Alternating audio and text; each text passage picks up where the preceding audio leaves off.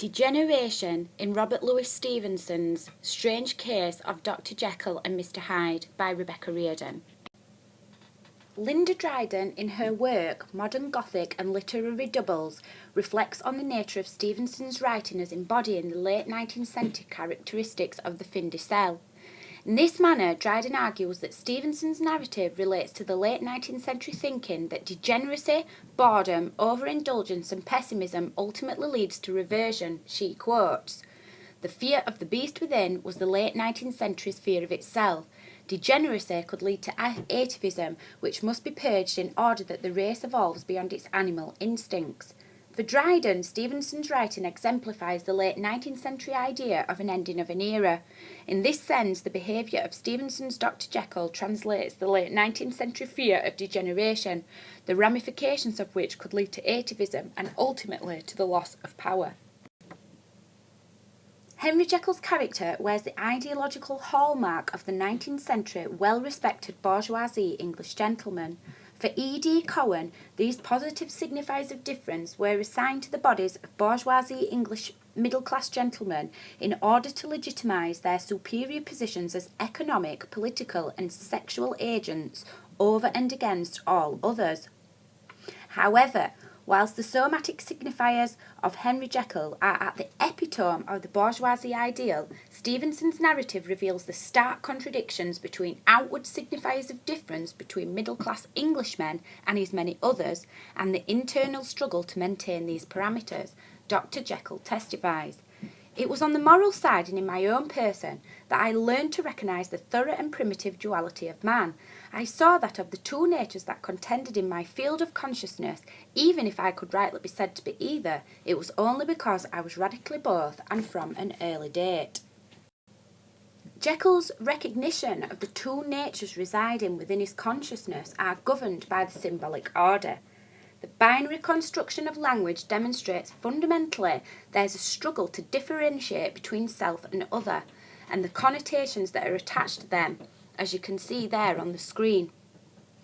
This demonstrates that there's a fundamental struggle to differentiate between self and other, and this becomes more evident in the face of social change.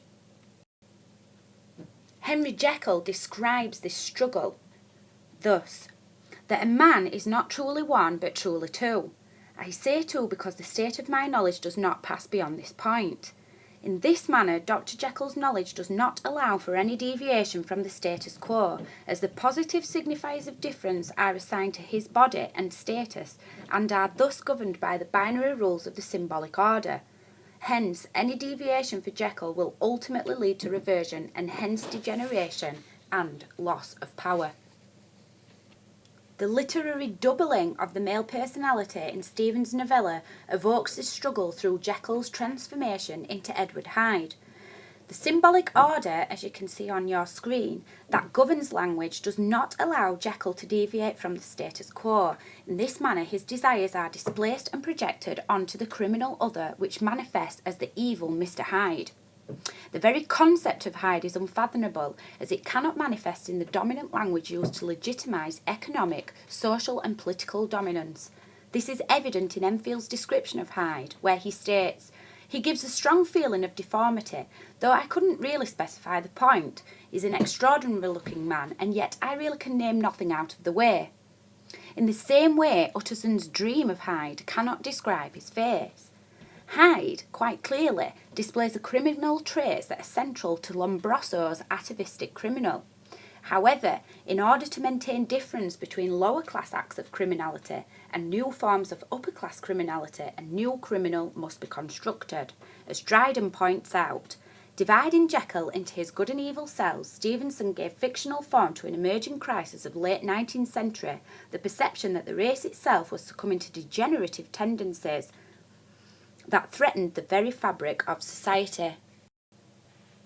Using the power of medical and scientifical discourses, the strange case of Dr. Jekyll and Mr. Hyde provides a rationale and an epistemology for the phenomena of Jekyll's split personality to be medically categorised as moral insanity, thus constructing a new form of criminal. As Michel Foucault suggests, there is no power relation without the correlative constitution of a field of knowledge. that does not presuppose and constitute at the same time power relations. In this sense, then, Stevenson implies that the criminal and hence degeneration can reside in anyone regardless of social status. Essentially, this subverts class-controlled ideas of morality. However, using the dominant epistemologies of medical and science, at the same time as subverting class-controlled ideas of morality, it preserves the dominant binary of language.